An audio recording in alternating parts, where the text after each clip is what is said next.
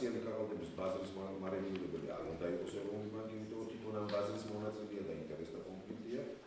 არც სადაზღვევო სისტემას არ უნდა არეგულირდეს ეროვნული ბანკი, იმიტომ რომ სადაზღვევო სისტემა ეს არის საბანკო სექტორის სარესურსო წყარო, აქაც ინტერესთა კონფლიქტია, თუმცა რასაკვირველია, ეს ის საკითხები არა, რომელიც ეროვნული ბანკის პრეზიდენტმა ერთმნიშვნელოვნად და ერთგულოვანად უნდა გადაწყვიტოს, ამაზე მივშევეთ ხელისუფლებაში, მაგრამ ვფიქრობ, რომ ამით უნდა განთავისუფლდეს. არის სასაცილო კანონისთვის სიტუაციები შექმნილი ეროვნული ბანკის კანონში, მაგრამ გეტყვით და მე ეს არაერთის დამიცებული პრესის ფუნქციებიდან არაერთის მიუწოდები საზოგადოებისათვის.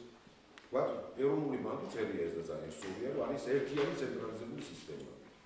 ეროვნული ბანკი არის ეკონომიკურად დამოუკიდებელი, ის არ აგებს სახელმწიფოს ხარჯებზე, აღებულ ვალდებულებას და თავის ხარჯებს თვითონ განსაზღვრავს. ამ დროს ეროვნული ბანკის კანონში არის ჩაწერილი, რომ არსებობს ესეთი ფინანსური მონიტორინგის სამსახური, რომელიც აბსოლუტურად დამოუკიდებელია ყველა ხელისუფლებისაგან, მათ შორის ეროვნული ბანკიდან და უშუალოდ ემორჩილება მხოლოდ ქვეყნის პრეზიდენტს. ეს აბსურდია.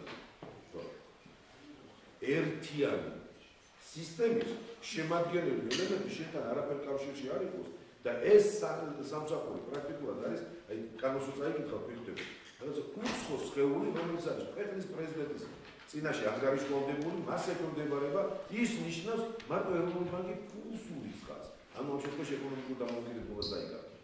და ეს ლაფსუსები უნდა აღიქეს, რასაკვირველია. უფრო მეც გეტყვით. მე არაერთის გამოსვი ამისთვის ხაზი და სულ ცოტა ხანში ნახავთ უფრო დეტალურად გვარებს. რომ ეროვნული ბანკი გახდა პროკურატურის სტრუქტურული პედაგოგი. და გაზაფხულზე მიღებული იქნა კანონი ცვლილება ეროვნული ბანკის კანონში.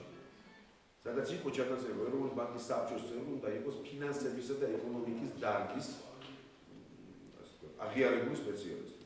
დაუმატეს და სხვა მსგავსი დარგები.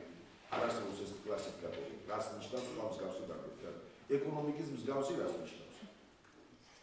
და ეს გააკეთეს მხოლოდ იმიტომ, რომ ეროვნული ბანკის საბჭოში ორი პროკურორი შემოიტანა 23 რიცხვში თუ არ ვცდები.